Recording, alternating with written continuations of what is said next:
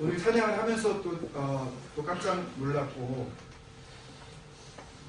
전혀 찬양 인도자와 이 말씀 인도자가 그 사인을 주고받는 게 아닌데, 참 놀랍다. 왜냐하면 순서에 의하면 오늘 7번째 가려고 넘어가야 되거든요. 49절부터 이제 시작을 해서 오늘 말씀을 나눠야 되는데, 말씀을 준비하다가 다시 돌아가게 만들어 버리시는 거예요. 근데 계속 설교 원고를 써 내려가는데, 계속 말씀을 주시는 이 내용이 다시 이 41절부터 48절까지의 내용을 다시 돌아보게 하십니다. 그래서 그 가운데 저에게 한 질문을 주시는 거예요. 너는 거기에 대해서 해결 받았냐? 너 이거 넘어가도 되냐? 라고 저한테 하나님께서 계속 질문하시는 거예요. 41절부터 48절 뭘로 결론을 냈었죠? 우리가 2주 전에? 말씀과 뭐하라?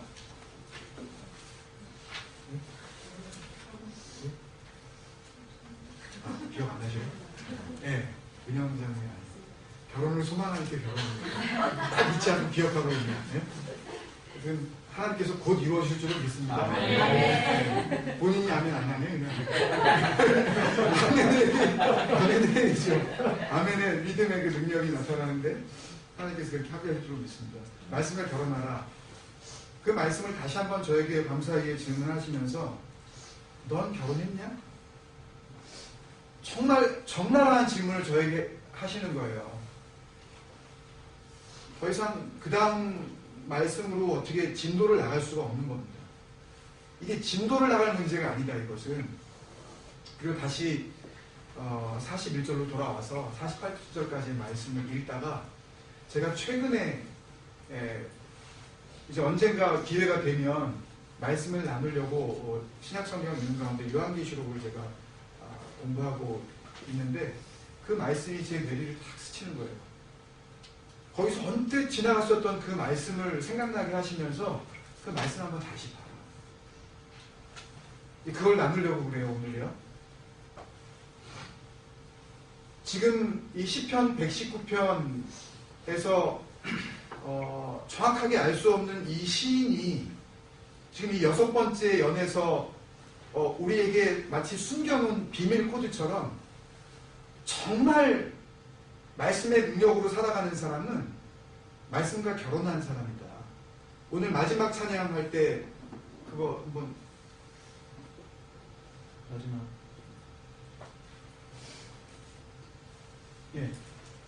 마지막 찬양 이거 그 두 번 2절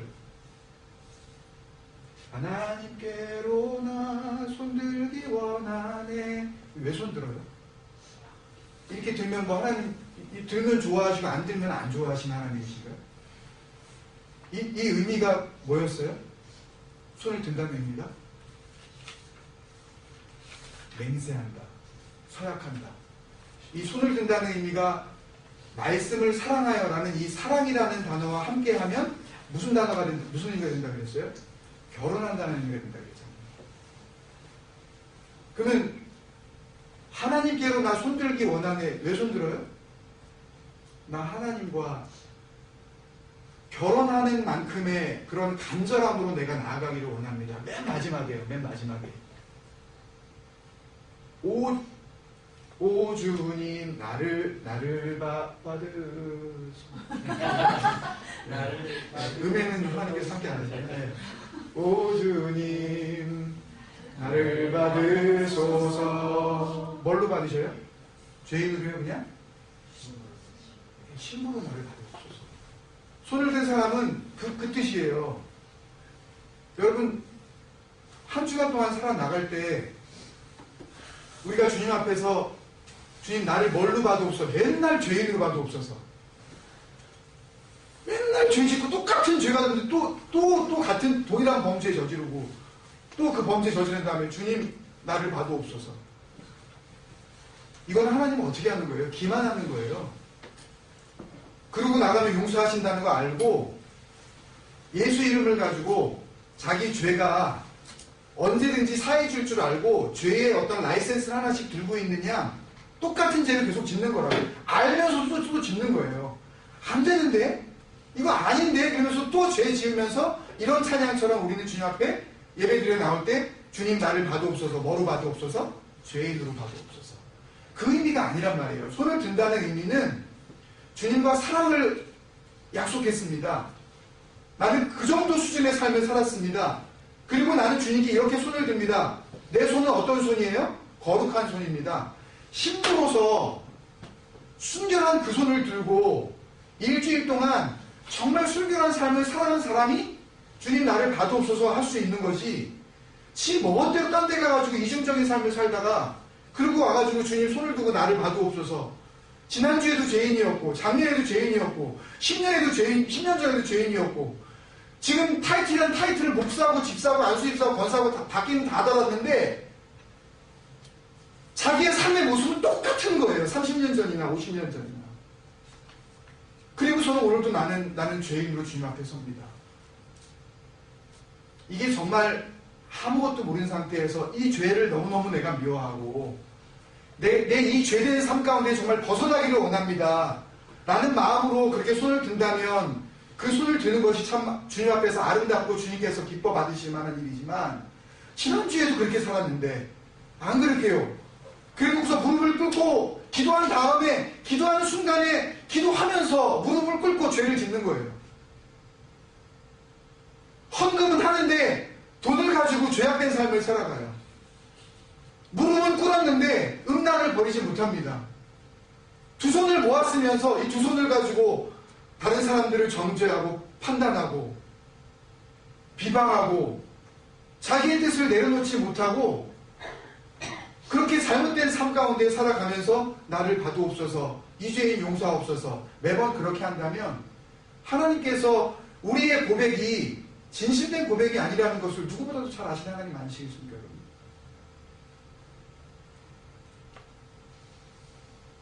이 찬양을 다시 부르면서 제가 마음이 너무너무 하나님 앞에 너무너무 죄스럽고 말씀을 전해야 하는 자로서 정말 내가 이 자리에 설 수 있는 사람인가.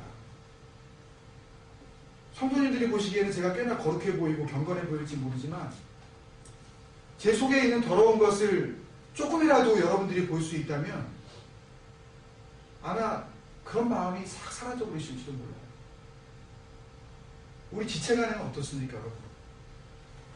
내가 보기에 꽤나 거룩해 보이는 저분, 믿음 안에서 오래도록 신앙생활을 하셔서 저분이라면 흔들리지 않을 것 같다고 생각하는 바로 그분 속을 우리가 만약에 볼 수 있다면 또 그분에 대한 우리의 마음은 어떨까요, 여러분?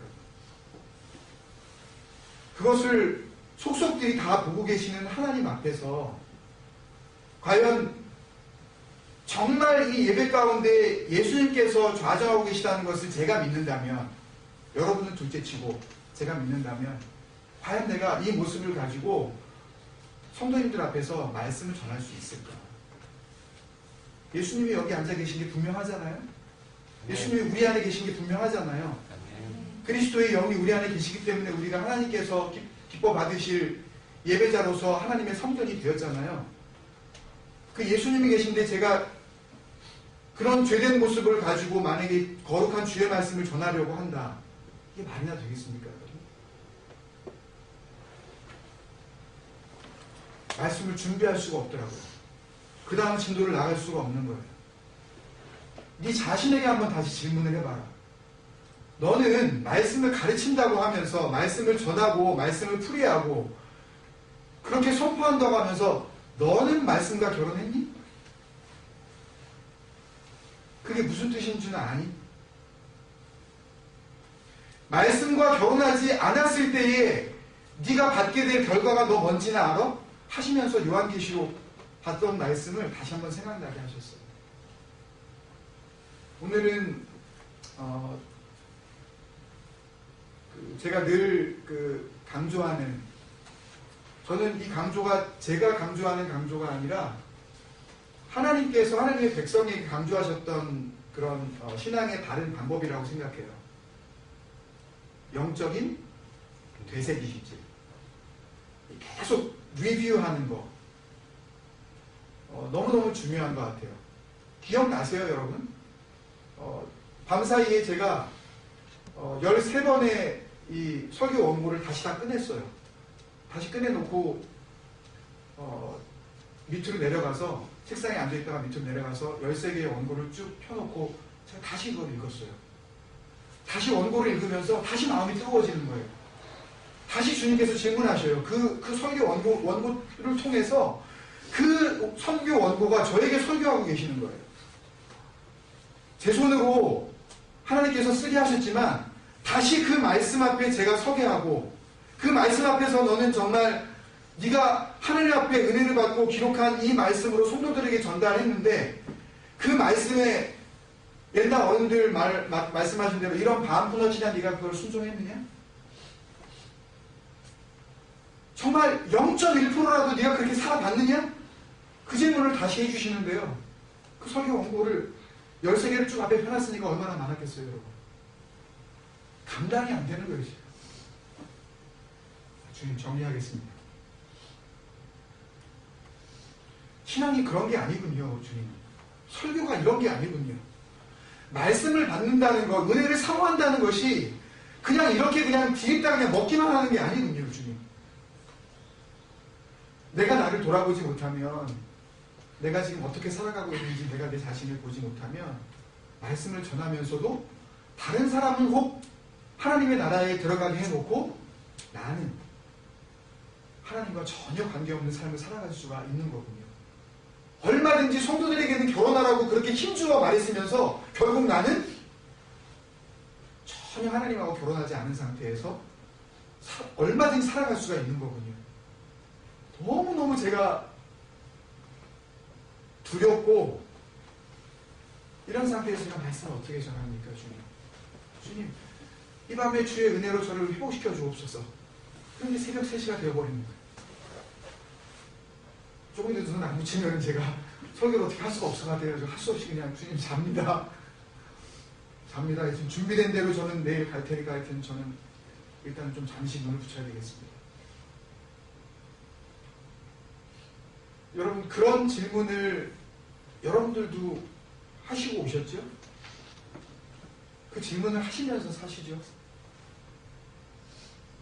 이게요, 오늘 요한계시록 말씀 잠깐 보면서 금요기도회 때 주셨던 뜻이 하늘에서 이룬 것 같이 땅에서 이루어지이다. 이 말씀이 이 시편 119편의 이 6번째 말씀과 결혼하라는 이 말씀과 이제 우리가 함께 살펴볼 요한계시록 19장의 말씀에 마치 영적인 다리가 되어져서 구원의 교량 역할을 하면서 연결시켜 주시는데 밤사이에 제가 먼저 큰 은혜를 받았습니다. 저를 다뤄주시는 그 말씀으로 역사하시는 하나님의 그 손길, 그 앞에서 제가 녹아지고 짧은 시간이었지만 함께 하시는 그 은혜 때문에 큰 변화를 주님 앞에서 누릴 수가 있었습니다. 그것을 같이 나누고자 하는데요. 먼저 첫 번째 리뷰, 이 루미네이션 부분인데 그 부분을 잠시 좀 살펴보고 그리고 뒤에 정리하는 말씀을 같이 나누도록 하겠습니다.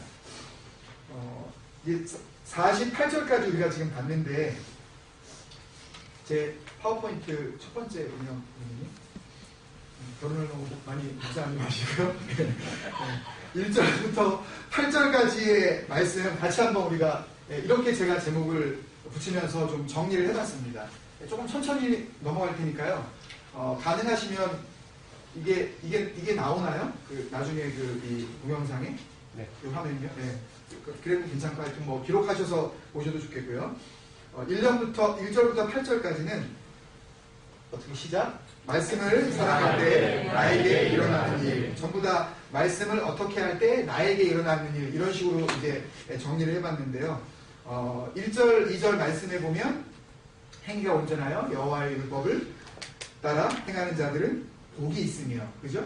그렇게 말씀하셨고, 여호와의 증거들을 가지고 전심으로 여호와를 구하는 자는 또 복이 있도다. 이렇게 복을 계속 말씀하셨잖아요. 말씀을 사랑할 때 나에게 일어나는 일, 하나님의 복이 임합니다. 하나님의 복이 임합니다.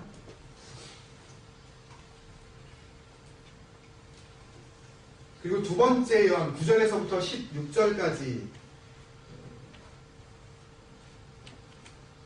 같이 또 한번 읽어주실래요? 시작.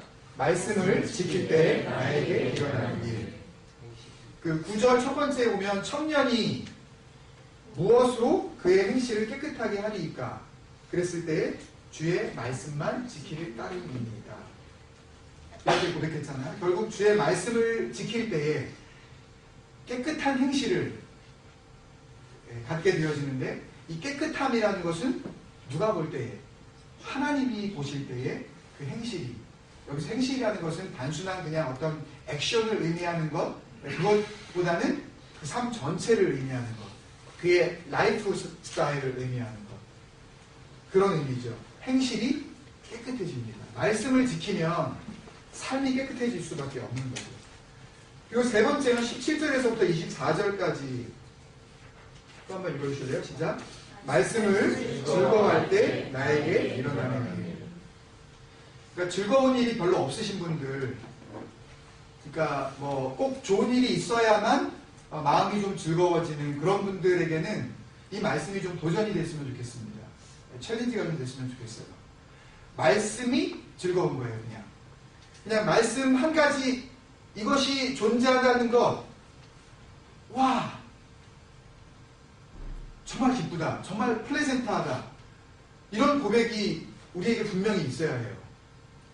이게 변화의 과정 중에 하나거든요.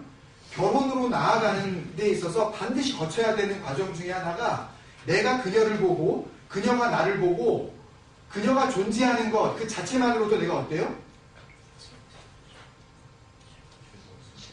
즐겁죠.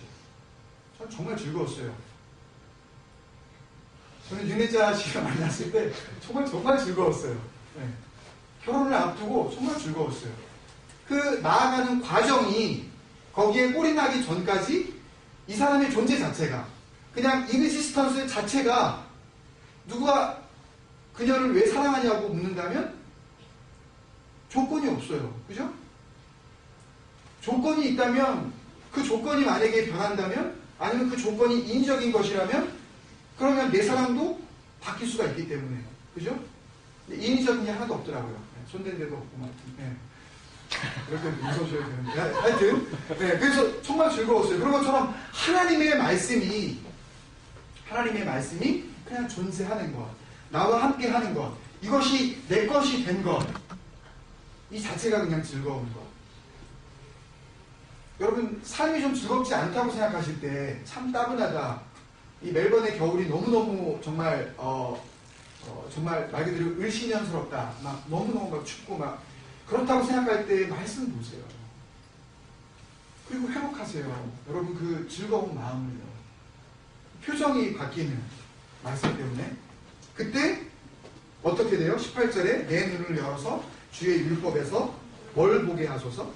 놀라운 것을 보게 하소서. 즐거워하는 사람만 볼 수 있는 겁니다.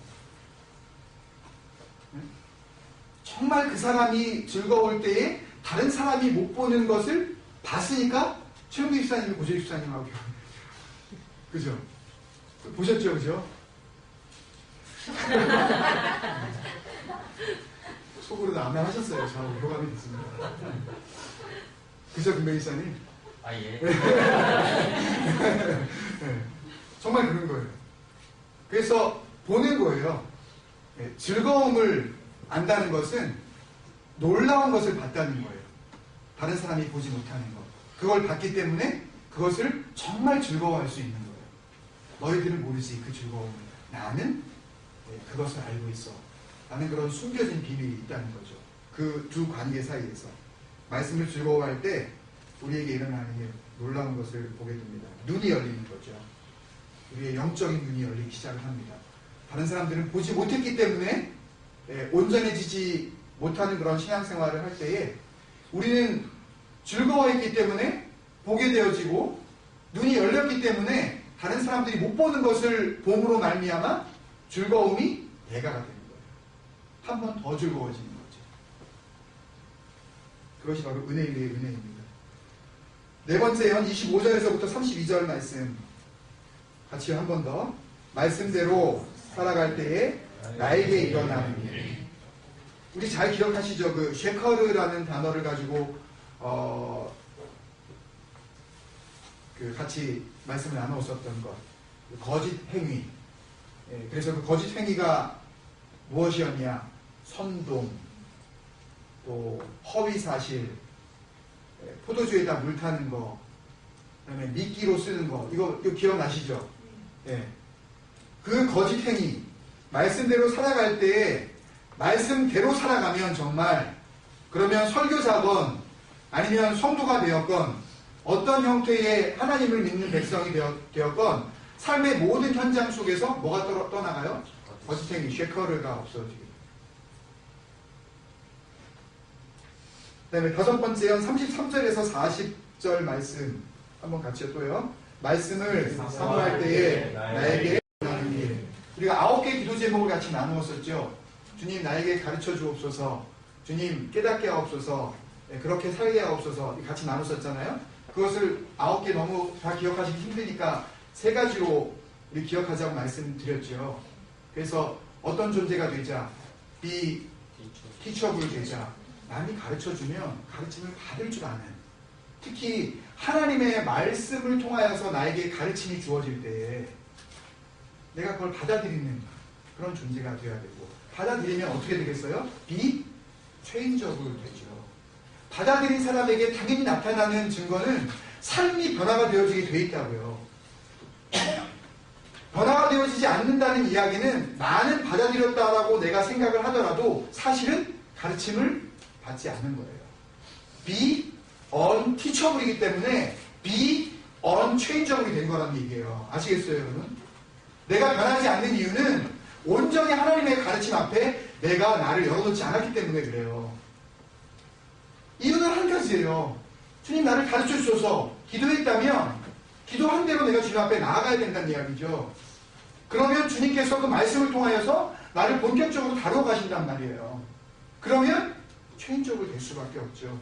그 체인저블 된 사람이, 나를 사랑하는 자가 나의 사랑을 입으며 나를 찾는 자가 나를 만날 것이라는 이 말씀이 이루어지는 거예요. be lovable. 하나님이 사랑할 만한 존재가 되어 가는 거예요, 여러분. 모든 사람을 사랑하시는데요, 하나님의 특별하신 사랑이 함께 하시는 그런 사랑받는 자가 있다니까요. 그렇잖아요, 여러분. 주사님께서 말씀하신 사도행 13장에 나오는 내 마음에 합한 자가 특별한 사랑이 임한 거 아니에요? 다윗 한 사람에게. 다른 사람에게 주는 그런 어떤 사랑보다도 각별한 사랑이 있기에 결혼까지 들어가는 거 아니에요? 사실 어중간하게 사랑한 사람은 저도 몇 사람 있었어요. 웃으라고 드리는 말씀이에요. 너무 심각하게 받아들이신 것 같아서. 네. 근데 정말 목숨 걸고 이 사람 아니면 안 된다라고 하는 정말 특별한 사랑은 딱 한 사람이어야 하잖아요. 그렇잖아요. 그죠? 이 정도가 너무 많은 사람을 다 똑같은 사람으로 사랑할 수 있다고 생각하면 안 되는 거야. 하나님께서 정하신 기준이잖아요. 하나님께서 원하시는 방법. 창세기 2장 26절에 남자가 그 부모를 떠나 아내와 연합하여 two bodies be one flesh. 이 두 몸이 한 덩어리가 되라, 하나가 되라. 한 사람밖에 없단 말이에요. 우리와 함께 영원한 사랑을 나누신 그 한 존재, 한 분밖에 안 계시다는 얘기예요. 땅에서 그걸 연습하라고 주신 상대가 누구예요?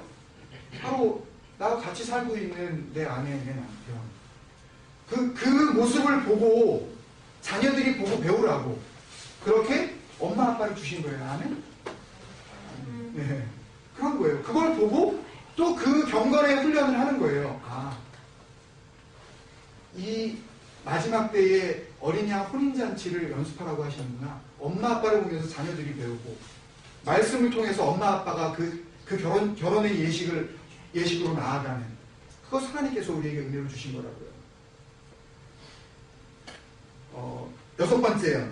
41절에서 48절 다시 한 번 더 읽어주실래요? 시작. 말씀과 결혼할 때 나에게 일어나는 일.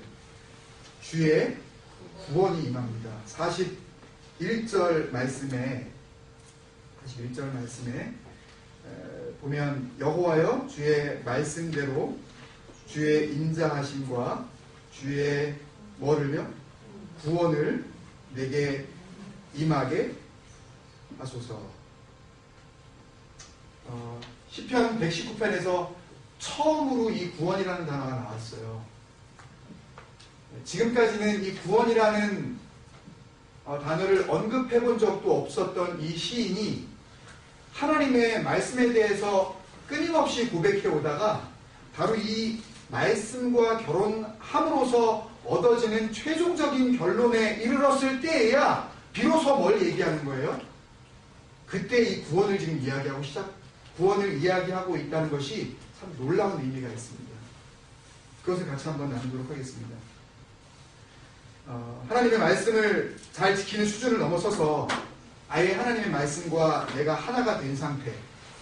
그래서 너무 사랑하기 때문에 낮에 만났다가 밤에는 또 각자 자기 집으로 돌아갔다가 또 그 다음날이 돼서야 만나고 하는 그런 그 상황을 견딜 수가 없는 그런 뜨거운 관계. 그래서 어떻게 하는 거예요? 우리 결혼하자. 같이 삽시다. 그 밤사이의 그 시간의 나누임, 그 떨어짐조차도 견딜 수가 없는 마음. 그것 때문에 결혼이 되어지는 것처럼 하나님의 말씀과 우리의 관계가 여기까지 나아가야 된다는 것을 시인이 우리에게 알려주고 있는데요. 하나님의 말씀을 정말로 사랑하는 사람이 누리게 되는 영적인 상태. 그게 바로 계속해서 우리가 지금 나누고 있는 나는 말씀과 결혼하였다. I married the Logos. 혹은 I married Word of God. 다 대문자입니다, 이거. Word 할 때도 대문자고, God도 대문자고, 하나님의 말씀과 내가 결혼하였다. 이 고백이 저와 여러분의 고백이 되었느냐? 라는 질문을 밤사이에 저에게 다시 한번 하나님께서 주셨다는 거죠. 시편 119편의 저자는 말씀과 자신과의 관계를 이렇게 은유적인 방법으로 표현했지만 한편으로는 제가 2주 전에 이 설교를 하고 나서도 사실은 마음속에 좀 그런 생각이 들었어요. 좀 너무 오버 액션한 거 아닌가. 말씀을 준비하면서 받은 은혜대로 나누기는 했지만 너무 과장된 표현을 이렇게 나누는 것은 아닌가. 그런 생각을 제가 가지고 있었다고 솔직히 말씀을 드립니다. 그런데 밤사이에 이 말씀 가운데 그 말씀이 그런 교만한 소리 하지 마라. 네가 짜내서 만든 그런 그 말씀의 전달이 아니라 정말 이 공동체를 향해서 하나님께서 시편 119편을 깊이 묵상하고 있는 하나님의 성도들에게만 주려고 하는 비밀스러운 복음의 핵심이다 라는 것을 요한계시록을 생각나게 하게 하시면서 다시 알게 해주셨다는 거예요. 그 부분을 같이 나눠보겠습니다. 요한계시록 19장 11절에서 13절까지만 보겠습니다.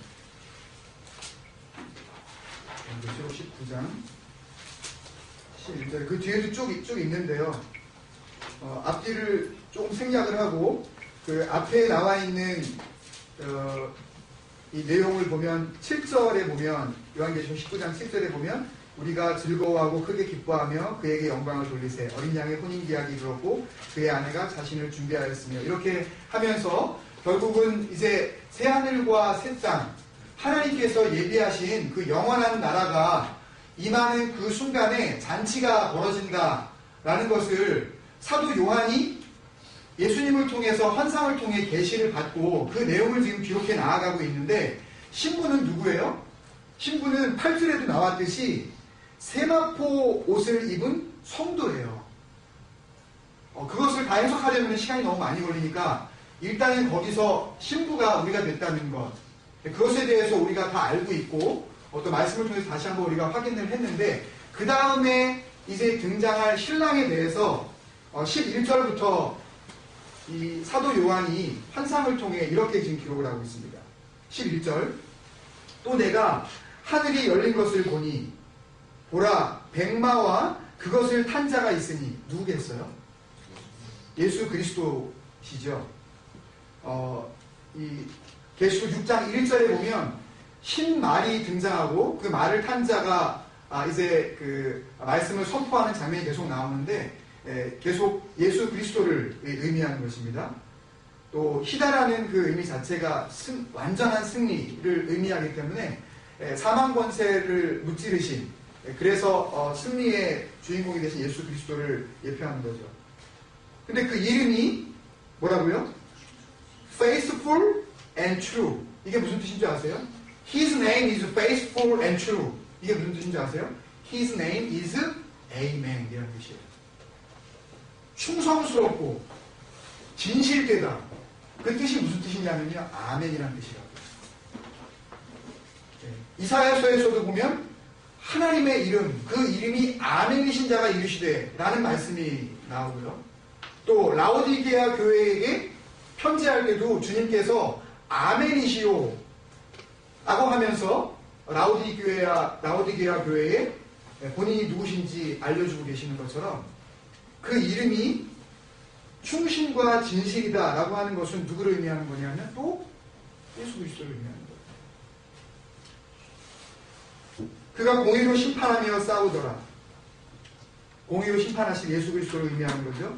그 눈은 불꽃 같고, 불꽃이라는 이야기는 불꽃처럼 그렇게 어떤 더러운 것도 포함되지 못할 그 순결하고도 정말 정확무한 그런 기준을 가지고 심판하실 예수님의 공의로우심을 의미하는 거죠. 역시 그 머리에 많은 관들이 있는데, 여기에 이 관들이라고 할 때에 디아데미타라는 단어를 썼는데요. 이 디아데미타는 그 전에 다른 성경 디모데 후서나 또는 데살로니가 전서에서 나오는 영광의 면류관, 의의 면류관하고 조금 다른 것이 뭐냐면, 여기서는 월계관, 승리의 면류관을 의미하는 것이 아니라 왕이 쓰는 왕관을 의미하는 것입니다. 그래서 영어 성경을 보면 many crowns라고 이렇게 해석이 되어져 있고, 다른 단어와 달리 보통 이 신약 성경에 나오는 면류관은 스테파노스라는 단어를 사용하는데, 여기서만은 특이하게 이 디아데미타라는 단어를 사용을 해서 예수 그리스도가 이 땅에 오실 때에 뭘로 오시는 거예요?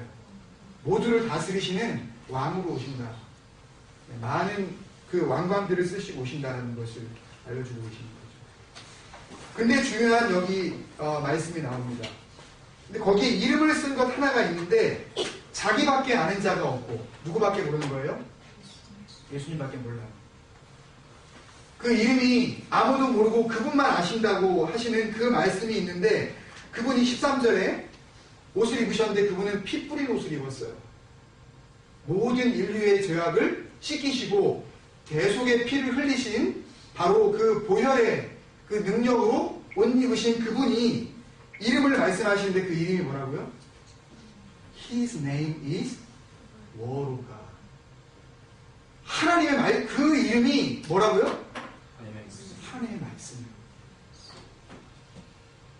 저는 이 말씀 앞에서 무릎을 꿇었습니다. 하나님, 우리가 구원받은 성도로 하나님 앞에 서는 마지막 때, 그때에 우리가 예수 이름 붙잡고 하나님의 그 놀라우신 구원의 은총 가운데 이제 영원히 거할 그 영원한 나라를 상속받는 새하늘과 새 땅이 있는 그곳으로 들어갔을 때에, 그 흥겹고도 즐겁고 기쁜 어린 양의 혼인잔치에 이제 신부로서 참여한 우리들이 신랑을 맞이하는데, 신랑이 누가 등장하는 거예요? 그 이름이 뭐라고요? 하나님의 말씀이 등장하는 거예요. 그렇다면 마태복음 6장 10절에서 나라가 임하시오며 뜻이 하늘에서 이룬 것 같이 땅에서도 이루어지리라 라고 우리가 기도하는 사람이어야 한다면, 주님께서 말씀하신 그 뜻 가운데에 가장 중요한 뜻은 무슨 뜻이겠어요? 우리를 구원하시고자 하는 뜻 아니에요. 그죠? 아버지께서 내게 주신 자를 한 사람도 잃어버리지 않고 마지막 날에 어떻게 하는 거? 살립니다. 그게 뜻이라고 우리 같이 나눴잖아요. 기억하시죠, 여러분? 네? 이틀 만에. 아니시죠? 기억하시잖아요, 그죠? 하나님의 뜻이 그거잖아요. 그 뜻이 적어도 오늘 이 기점으로 봤을 때에 시편 119편이 기록된 것이 짧게는 2500년, 길게는 3500년 전에 알지 못하는 어떤 시인에 의해서 기록된 그 말씀이 진정으로 하나님의 백성으로서 살아가는 그 삶이 하나님께서 원하시는 삶이 말씀과 결혼하는 삶이었다면 그것이 언제가 될지 모르지만 앞으로 수천 년 혹은 알 수 없는 그때에 이르러 우리가 주님 앞에 다 부르심을 받고 어린 양의 혼인잔치에 들어가서 거룩한 세마포 옷, 성도의 그 거룩한 옷을 입고 그 혼인잔치에 들어가게 됐을 때에 맞이할 신랑도 누가 되는 것이다? 하나님의 말씀이 되는 것이다. 그러니 하늘의 뜻이 하늘에서 이루어진 것처럼 땅에서도 이루어지이다 라고 우리가 기도해야 되는 사람이라면 하나님께서 이미 요한계시록을 통하여서 이루어 놓으신 하나님의 뜻은 성도와 누가 결혼하는 거예요? 하나님의 말씀과 결혼하는 것을 정해 놓으신 것이 이미 하늘에서 이루어진 하나님의 뜻인 것이고 그 뜻이 이 땅에 이루어지이다 우리가 만약에 기도해야 하는 자라면 결국 이 땅 가운데 살 때에 죽어서 그 말씀과 신랑 되신 그분을 만나야 할 뿐만 아니라 이 땅에서도 신랑 되신 바로 그분과 함께 살아야 하는 것이 주님께서 가르쳐주신 주기도문의 정신이라면 우리는 이 땅 가운데서 누구와 결혼해야 한다는 겁니다. 하나님의 말씀과 결혼한 삶을 이 땅 가운데 이루어지기를 기도만 할 것이 아니라 기도만 하고 끝낼 거예요, 여러분. 그 기도가 정말 내 삶 가운데 이루어지기를 원합니다. 최선의 모습, 하나님께서 기대하고 또 기대하시는 하나님의 그 뜻은 하늘에서 이루어진 것처럼 그 뜻이 땅에서도 이루어지는 것이라면 정말 우리의 삶 가운데 그 놀라우신 하나님의 뜻이 이루어지는 것 아니겠습니까? 그렇다면 이 시편 119편의 6번째 여는 다름 아닌 복음을 숨기고 있는 말씀이다 하는 것을 다시 한번 저에게 알려주셨습니다. 이것은 단순히 말씀 잘 지켜라, 말씀 즐거워해라, 말씀을 다른 거 사랑하는 만큼 좀 사랑해줘라 라는 정도의 말씀이 아니랍니다. 말씀을 이 땅 가운데 사랑해서 도저히 말씀과 하나 되지 못하면 살아갈 수 없을 만큼 여러분들이 하나님을 그 말씀을 사랑하고 그렇게 결혼한 마음으로 살아가는 사람만이 후에 어린 양 혼인잔치에 이르러 성도로 부르심을 받아 그 잔치에 들어가게 됐을 때에 그 신랑을 말씀이신 그분을 맞이할 수 있는 자격이 주어진다는 말씀을 저에게 먼저 주신 겁니다.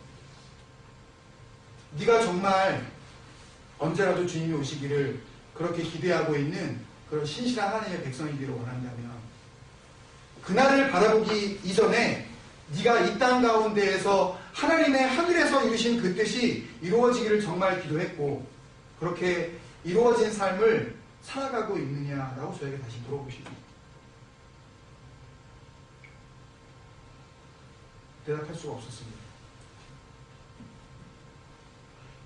한순간이라도 있느냐라는 반문을 저에게 주시는데요. 저는 단 한 번도 말씀과 결혼해 본 적이 없습니다. 말씀을 묵상하고 말씀을 의지했고 말씀을 붙잡아 보기도 했고요. 말씀을 전하기도 하고 선포하기도 하고 말씀을 공부하고 연구해 보기는 했어도 말씀과 견해본 적이 있느냐라고 질문하시는 하나님 앞에 저는 답할 수가 없었어요. 그러면서 제 스스로 그 다음 질문을 제 스스로에게 하게 되는데요. 그 질문은 아마 하나님께서 저를 너무 사랑하시기 때문에 그 질문은 차마 너무 저를 비참하게 만드실 것 같아서 안 하신 거라고 저는 생각을 해요. 그렇다면 너 구원 받겠니? 네가 목사가 아니라 목사 할아버지가 된다 한들 말씀과 결혼하지 않은 삶으로 그렇게 평생을 살아가다가 어린 양 혼인잔치 신랑 되신 그 하나님의 말씀이 이르렀을 때에 너는 그 잔치에 들어갈 수 있을 거라고 나 생각하니? 라고 제가 제 자신에게 물어보게 되는 거죠. 여러분, 우리의 삶이 어떠해야 할까요?